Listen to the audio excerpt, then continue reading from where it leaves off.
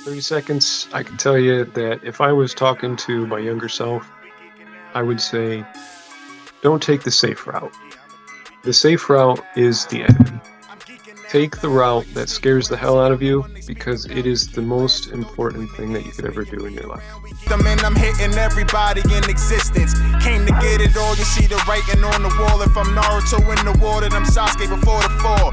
Luffy after the hockey. I'm Zoro drinking the sake. Try to fight me, I get Brocky like we Spiros and Brawley. You gon' need the HMs, the TM. I said, what's going on, everybody? It's me, Mark. Welcome back to another episode of BLERDKAST. And on today's episode, I am joined by author, illustrator, animator, and soon-to-be nonprofit owner, Micah Yott. How are you doing today?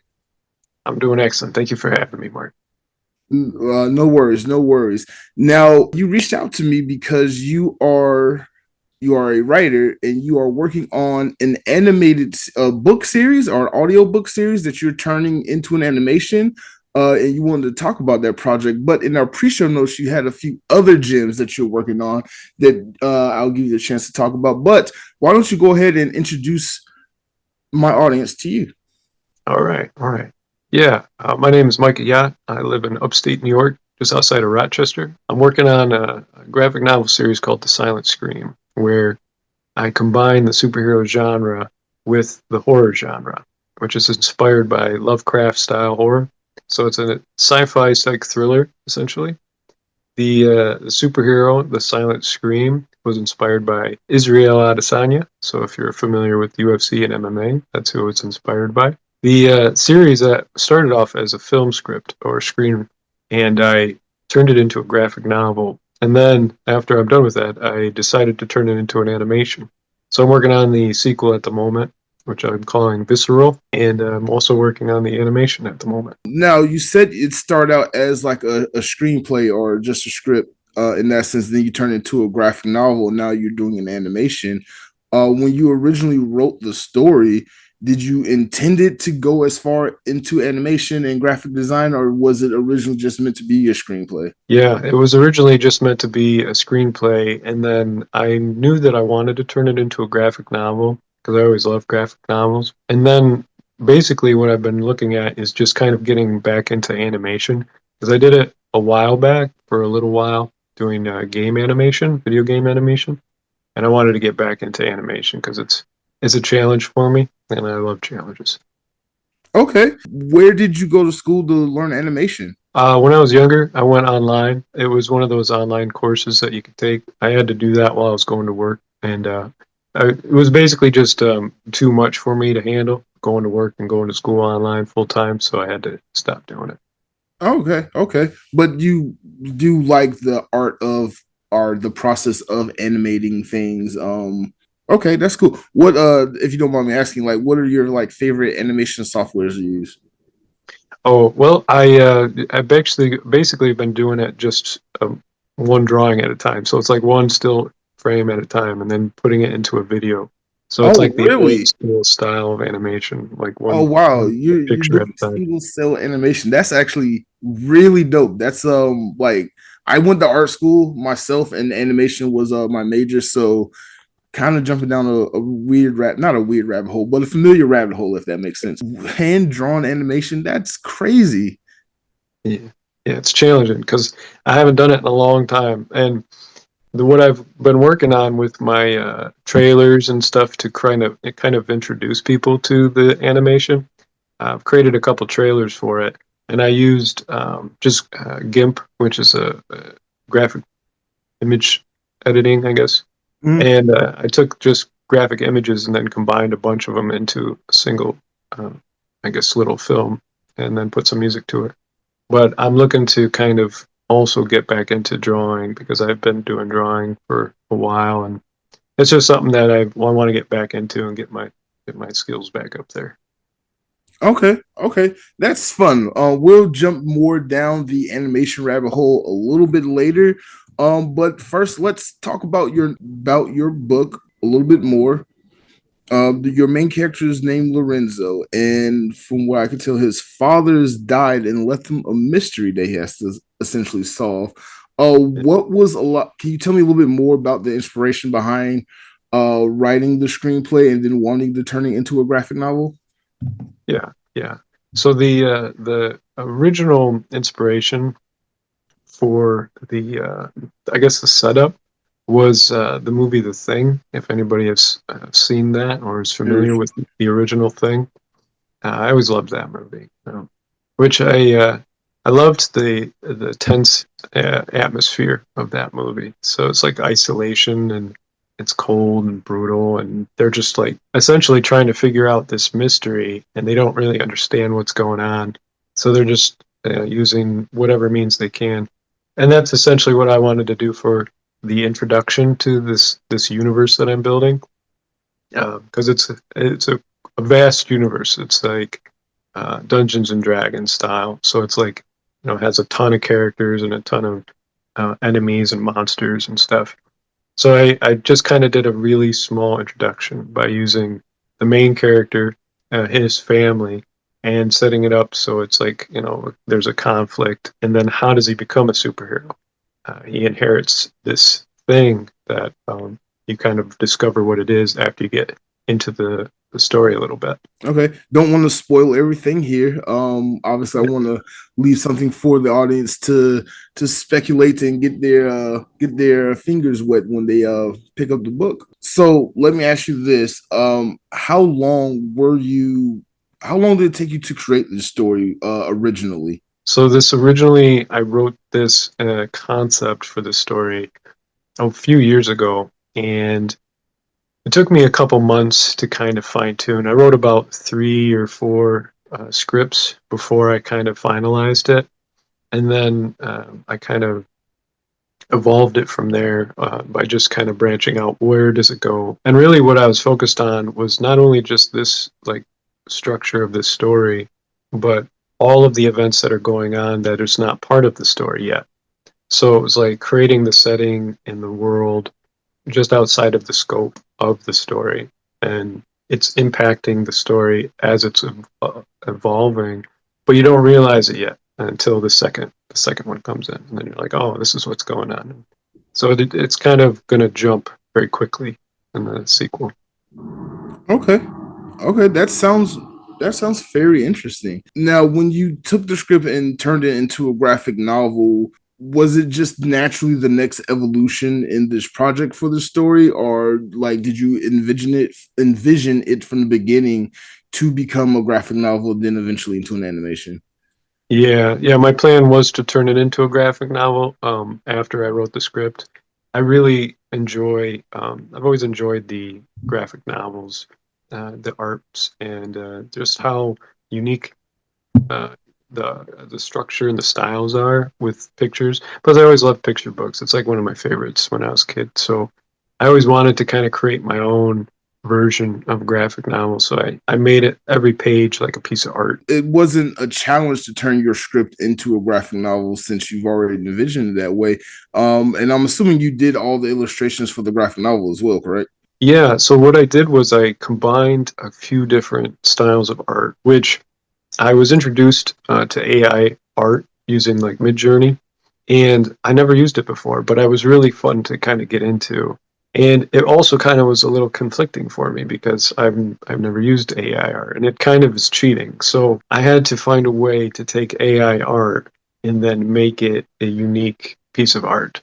So I took images and stuff that were generated through Midjourney, and then I edited them so much and combined a bunch of different layers and different styles through GIMP, which is a free graphic image editing software.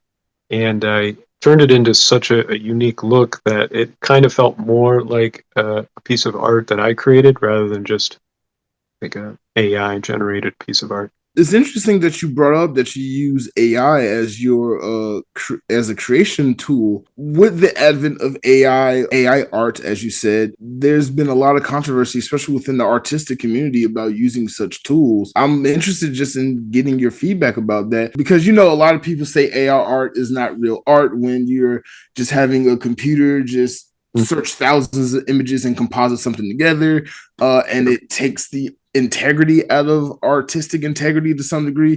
Then on the other hand, if you're a user of AI art, like how a lot of us are, you don't own the rights to the images you create with the AI. So I'm just fascinated in understanding your logic in behind wanting to use AI art, knowing the challenges and controversy that it faces in today's society, to be honest. Yeah. And that was exactly the challenge for me, was the fact that it's not really considered your art if a computer's doing it for you and you're just typing it in. So I really wanted to kind of blur the line there and take what the AI created and use it as inspiration, and then kind of evolve it, because it's not, most of the time it doesn't do it justice what you're trying to create, because it's it's all based on prompts and whatnot. So Right. I took the images and I put them into the GIMP editing, and I just kind of played with them so much that it created something a little bit more unique. And the idea essentially was trying to create something that was more of what I was going for rather than what the AI was creating. And it took a long time because it was so, uh, I wanted it to be so much more than what the AI generated, than simply just a picture. I wanted it to have emotion and feeling behind it. So it did take a lot of work for each image. It's an interesting process working with AI.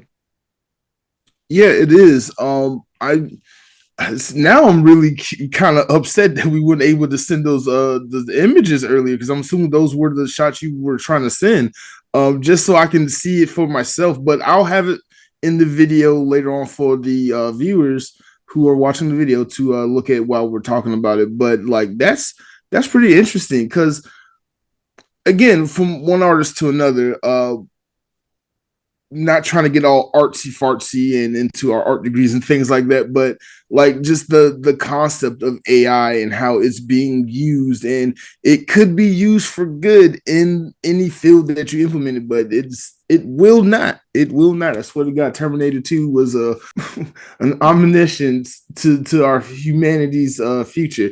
But when you let Skynet create art just from one artist to another, I feels like it does take the soul out of what it is you create. So the fact that you took AI art and then reworked it into a style that is your own, that actually is a I think that's really good, because like again, AI is meant to just be a tool, not the final solution. And I think that's where a lot of the AI art users, anyone who use Chat GPT or AI to that level, they get lost in the fact that they think AI is the end all solution, but it's just a tool to get further down the rabbit hole, if that makes sense. I know I'm rambling. But No, you're making sense. okay. But I'm just curious, like why did you want to go the AI route to begin with? Were you limited by your own creativity, or That is is a it good just something you question. wanted to try?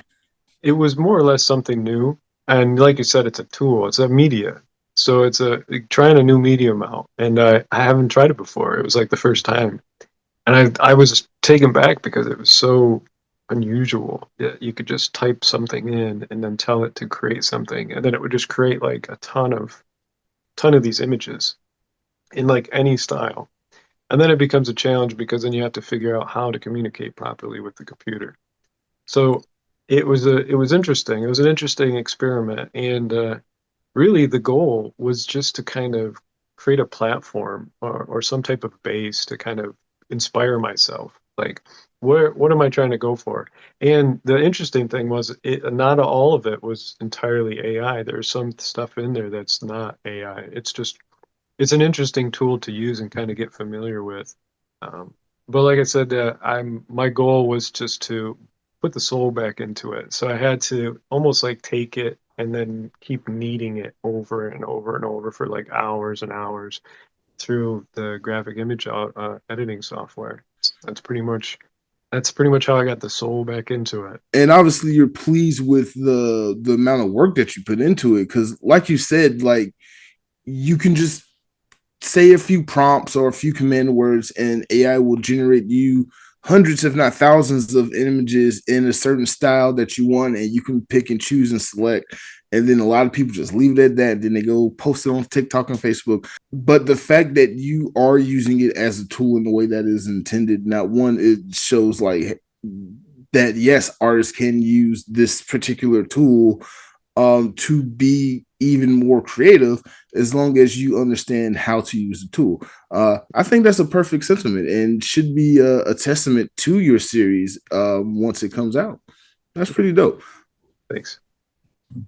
That is pretty dope. Now, let me ask you this. You obviously were very familiar with graphic novels prior to turning your book into graphic novels. What were some of your favorite graphic novels or comic books growing up? And do you still dabble in that hobby today? I try to kind of push myself back into that. My favorite growing up was a series by Johann Vasquez. If I'm saying his name right. It's called Johnny the Homicidal Maniac, which was also I guess it was the prequel to, or his pre-work to Invader Zim, which, if people are familiar with Invader Zim, Very familiar with Invaders. so he created that graphic novel series before he did Invader Zim, or during even. And then I recently got into the Berserk series, which I always overlooked this series, but apparently it was also an inspiration for the Final Fantasy VII character, Cloud, which Yes. I was in love with that game growing up. So I found that to be really cool. So I'm kind of getting into that series at the moment. But yeah, that's pretty much it for me. I love I love reading and looking at them, but it's more or less for the art aspects because they're so cool. So Right. that's pretty much the inspiration there for mine. And given with this particular story, did you feel that the medium of graphic novel and turn animation was the best medium to tell your story? Or as you're making it into an animation, you're realizing that this has more potential to be something even bigger than animation? Oh, absolutely. Like my initial picture was making it an actual film with actors. So just from the experience of going with the most affordable option is going with an animation and doing it myself. Because of, paying for film and actors and everything, that's extremely expensive, or you have to have somebody that's going to fund it.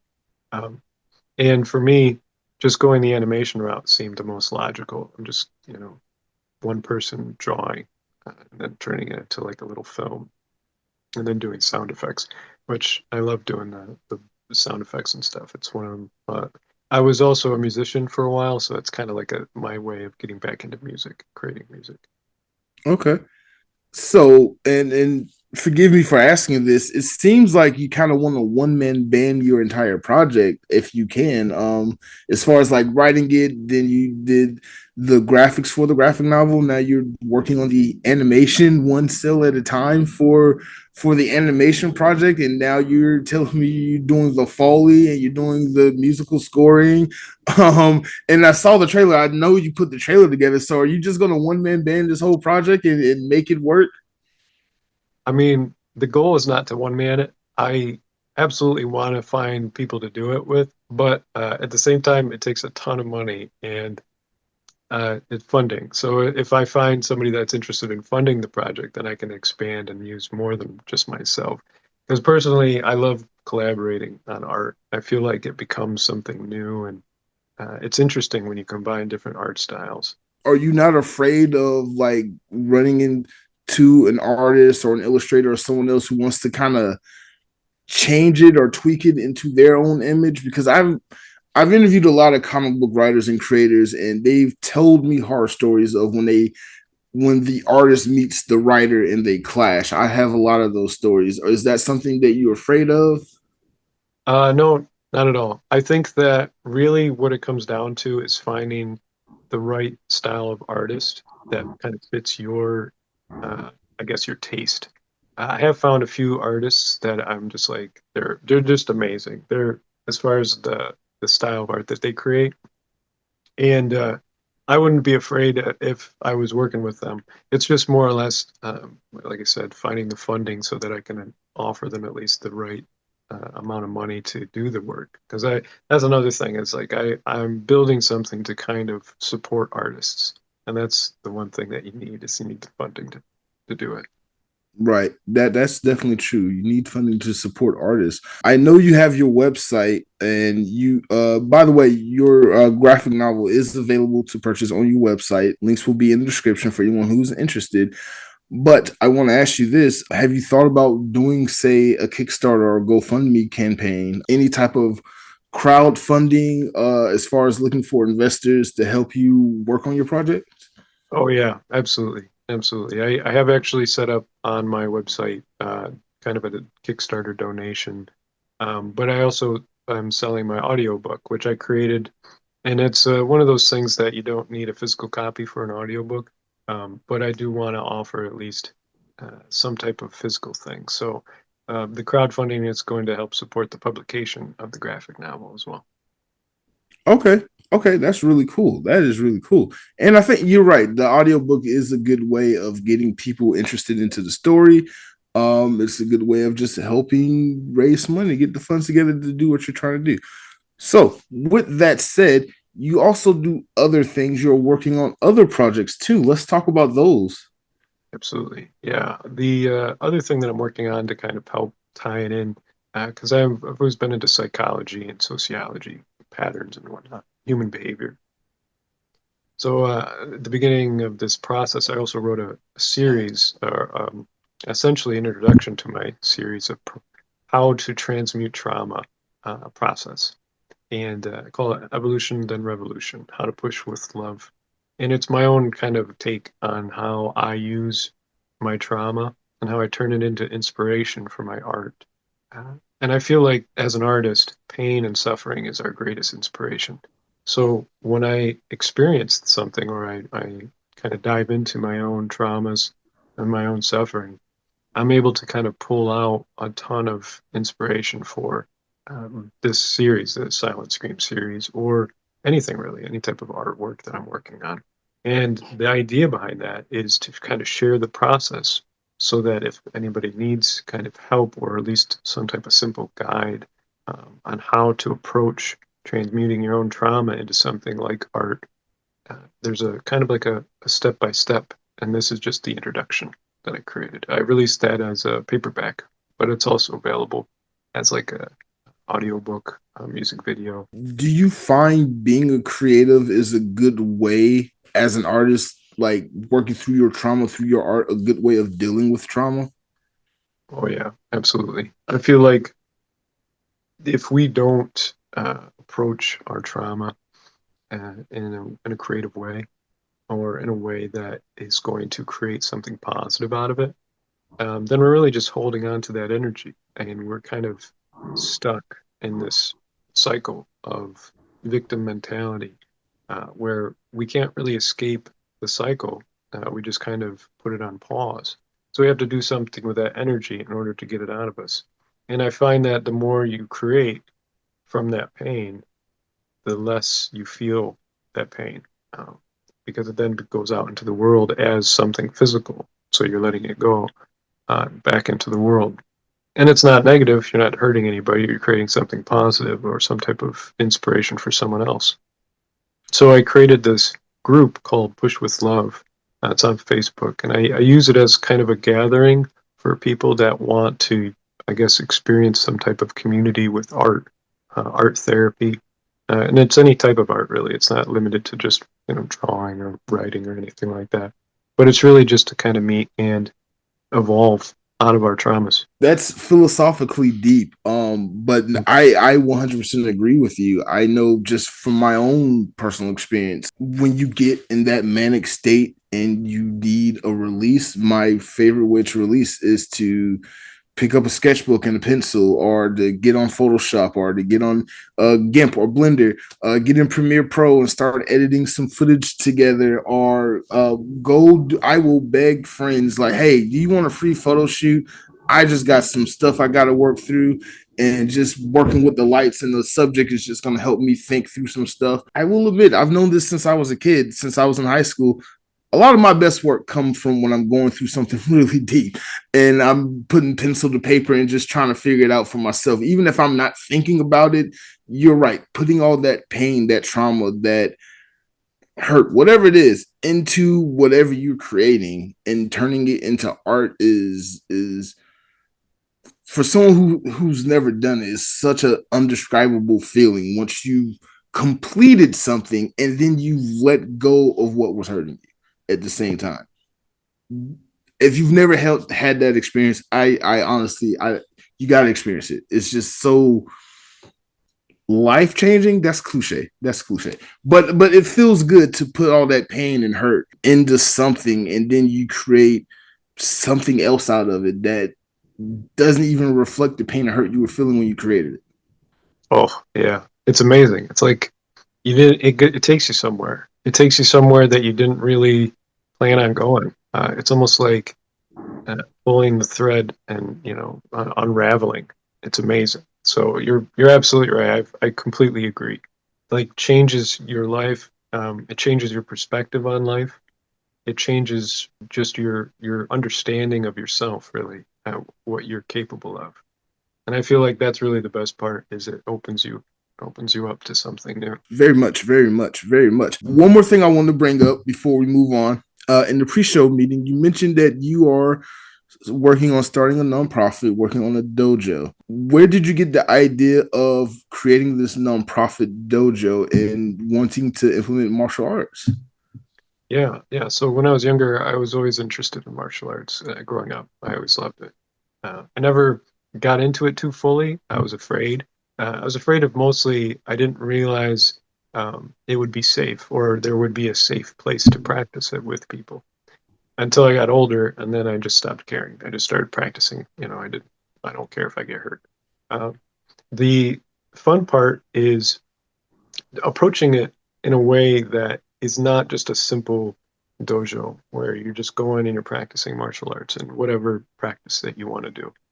So I wanted it to be an environment that was like, let's focus on not only our physical, but let's focus on our emotional empowerment.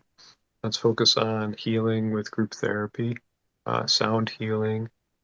Let's get into self-defense so it's practical, where it's not simply just, a very structured environment, where it's a hierarchy. It's more like, let's focus on fundamentals of defending yourself in real world, whether it's with your words or whether it's with your body and your mind. And then I wanted to take it a step further.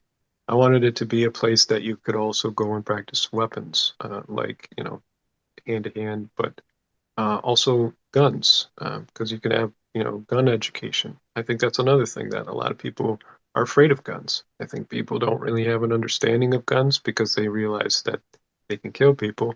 But like a hammer, it's just a tool and you have to use it appropriately. So you have to learn how to use it appropriately. And that's another thing that I wanted to kind of dive into. So I always loved shooting the bow. I have a bow staff. I like archery. I like swords, so I like practicing with swords and sticks. So it's kind of like a range. That's why I call it all range combat. So essentially, it's combining or it's combating traumas that are inside of us, and then it's going to all of the ranges beyond our body. So it's combating, hand to hand to rifles.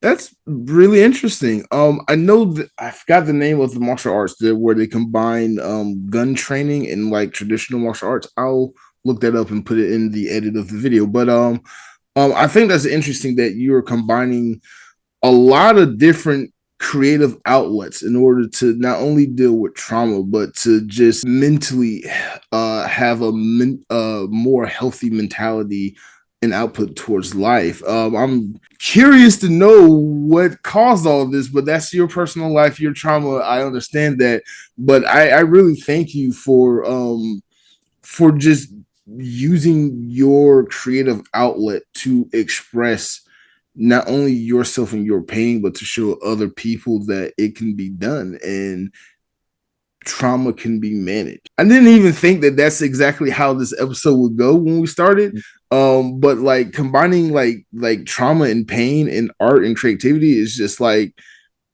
the I don't want to say the best thing in the world, but like when you do it and you're going through something and then you're a better person afterwards, and then you have something that the world can enjoy that's not you complaining about your trauma, it's a wonderful feeling. I hate to say it like that, but I hope you get it. Oh yeah, absolutely. I understand completely, and it saved me because I know that we didn't really go into the trauma too much, but just to give some context, I had to basically start over. I lost essentially everything, and what I mean everything is like my whole foundation for the past 10 to 15 years. So I became essentially homeless, and I had to start over from nothing. So in order to not kill myself, I had to do something with that energy. And I had a ton of negative energy that I had to work through, as well as childhood traumas that I had to kind of process and kind of focus on in order to get through all of the pain. So that was really the spark of everything. It was that experience of starting over. Wow. That's kind of like really deep. Because again, I've been there too. I've had to pick myself up off from basically less than nothing and go somewhere.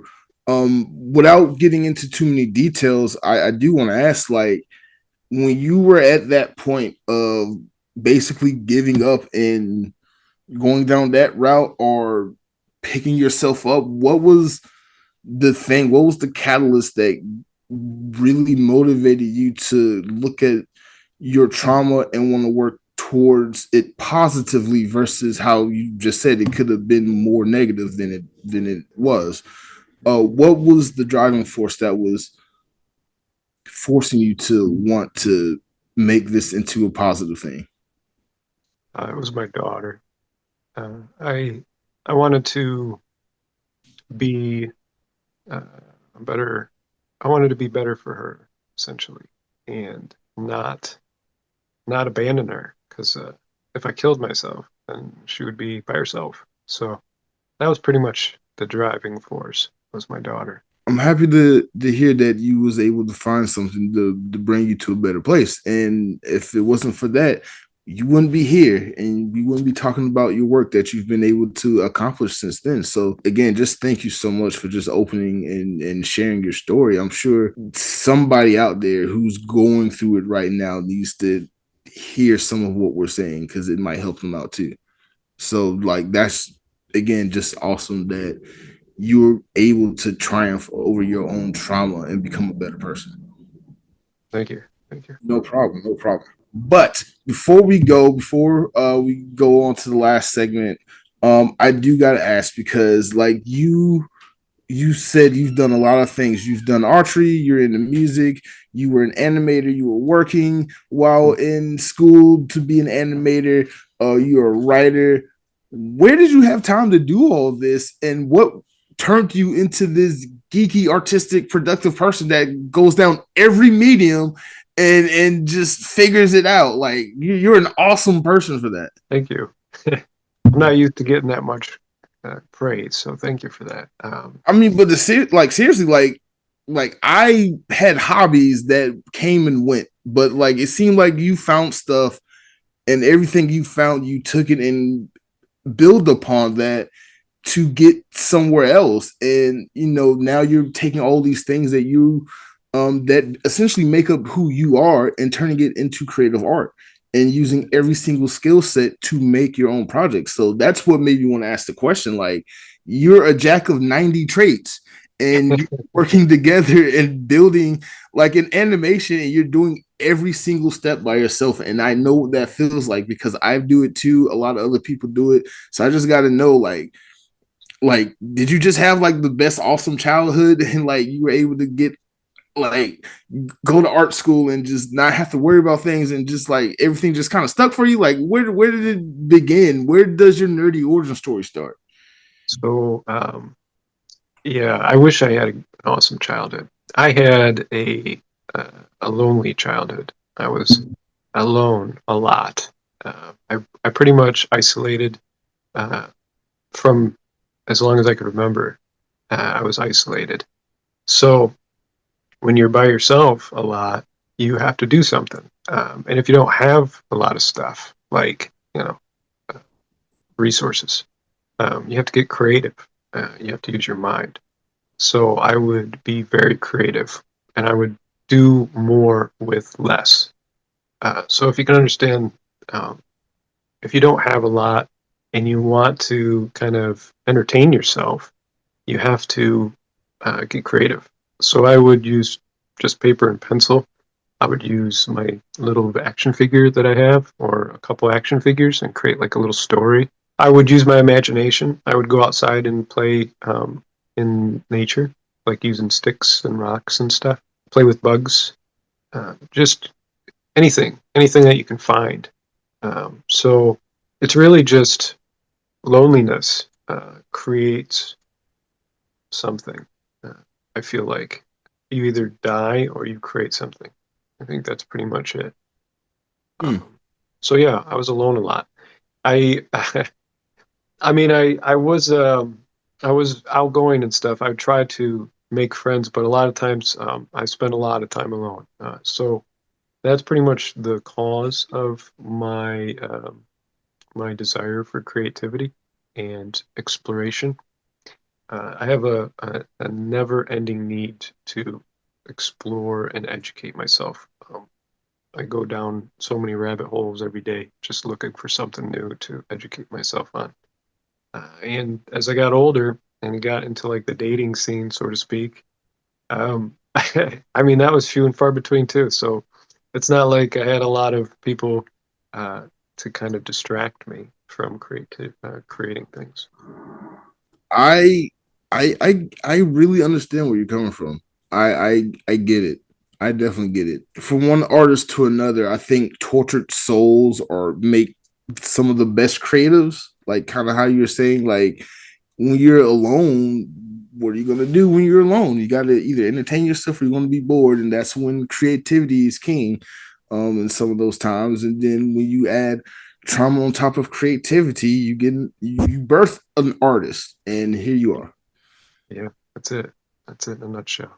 That is it in a nutshell. But thank you so much for just sharing and just being open because a lot of people like wouldn't even say half the things that you said about themselves. So the fact that you can be honest with yourself, that means a lot too. And hopefully people can pick up on that, like honesty and determination within yourself will get you a lot further than anything else.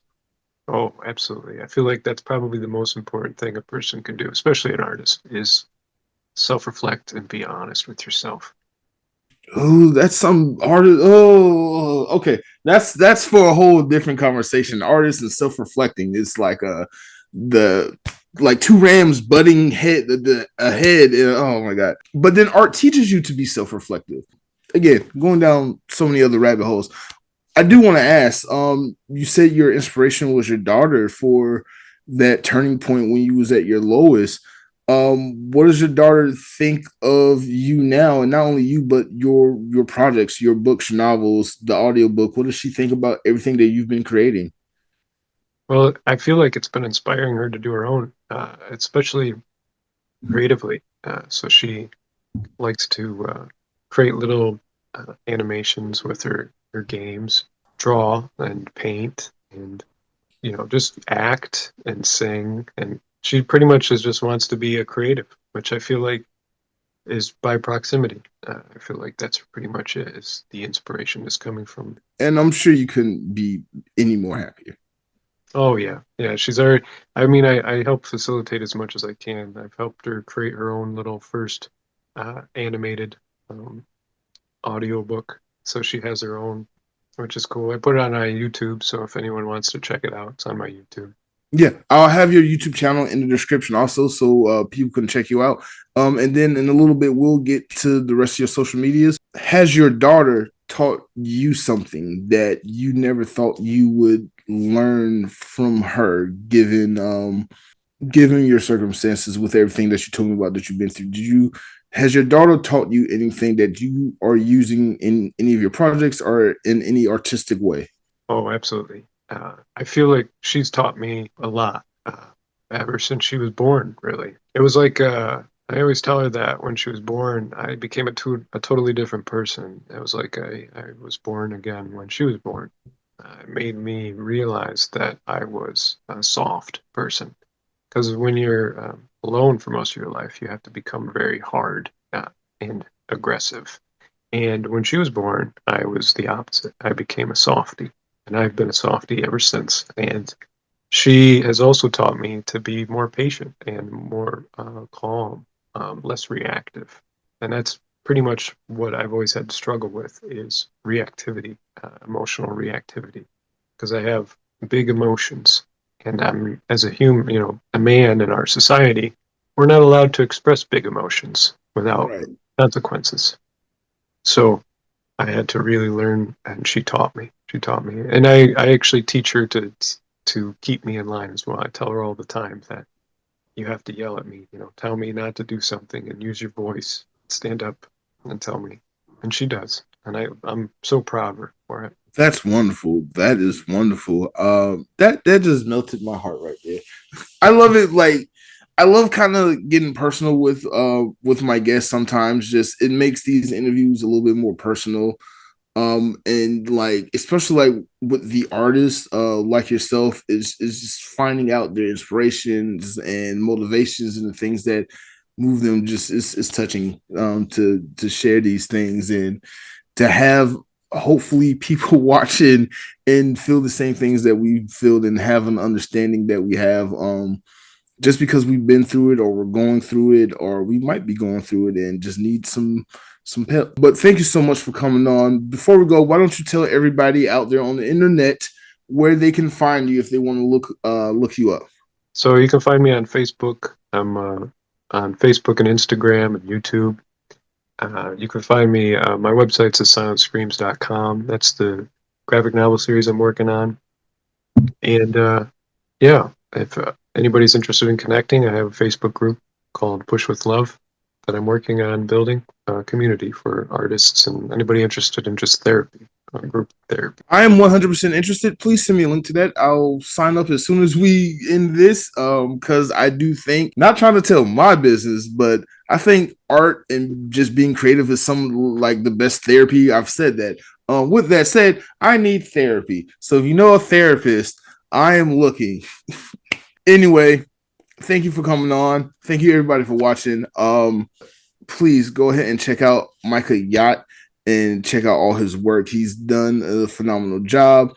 I am going to be on the lookout for your animation series. I'm going to have you back. I'm not animation series. I'm going to be on the lookout for when you finish your animation, have you back on so we can talk about the detailed processes of drawing an animation cell by hand by yourself, because that is a mountain I'm sure you were not prepared for. Mm, absolutely. Absolutely. I'd love to. All right. But before we go, just one last question. Just one last question. As a writer, as an artist, writing literature and visual arts usually kind of butt heads in the artistic community a lot. Since you dabble in both, I have to ask you, when it comes to, say, making comics and animations and things like that, graphic novels, what do you think is more important, the visual elements of the story or the writing of the story? Or do they Mm, both go in tandem? One covers one aspect while the other covers another. I would say that the spaces in between are the most important. Um, so when I look at writing and art combined, the visual aspect with the concept or the writing and the plot, uh, it's really it's the imagination that is sparked. So if you can imagine without the visual, you have all imagination. Well, you have a little bit of visual because it's a graphic novel, but if it's just a writing, then it's all imagination, and that's great for a lot of people. Some people don't like it at all. They want that visual. They need that visual. So I think that really it's the space between the two that makes the magic. It's allowing that space in the writing. So you're not really telling people what to feel, but you're leading them somewhere with your writing. And then the visual aspect is like the icing on the cake. It's like the fanciness of the writing. It's giving a little flair. And then you can even do it a little bit with more depth by creating more of a guide with the visual. So just to give it context real quick, the visual aspect that I did for my graphic novel was to kind of tie in a scroll, a really ancient type scroll kind of aesthetic to the graphic novel to kind of give you some context that it's timeless. It's not something that what happened. Is kind of a theme to it. And then there's a kind of like a almost like Portal feel to it, like it's visually through time. So it's kind of like a way to kind of tie in two themes there with writing and the visual. That's a good take on that answer, on that question. Because I've asked that a lot, and you get a million different answers on that. But no, I really like that take. I believe you're right. It is the spaces in between. At first, I didn't get what you meant by that, but as you explained that, I was like, duh, it's so obvious. It's the when this leaves off and this one starts, is that space that makes that's beautiful. I like that. I really like that. I'm such a nerd. All right. But again, thank you so much for coming on. But everybody, we have reached the end of the show. This has been season 3, episode of BLERDKAST. You can find BLERDKAST everywhere on the internet, on Facebook, on YouTube, on TikTok, on I don't have my script in front of me. That's why I'm struggling. Spotify, Instagram, and all other social media outlets. You can listen to BLERDKAST. That's what I messed up on. You can listen to BLERDKAST on Google, Apple Music, Spotify, and so many other places, as well as YouTube. And you can subscribe to Blerdography on YouTube and all the other social media apps that I mentioned earlier that I messed up on. And I'm also on Fanbase, Blue Sky, and Red Note and Lemonade because the social media apocalypse happened and I got scared. So I had to go somewhere. Everybody, see y'all next week.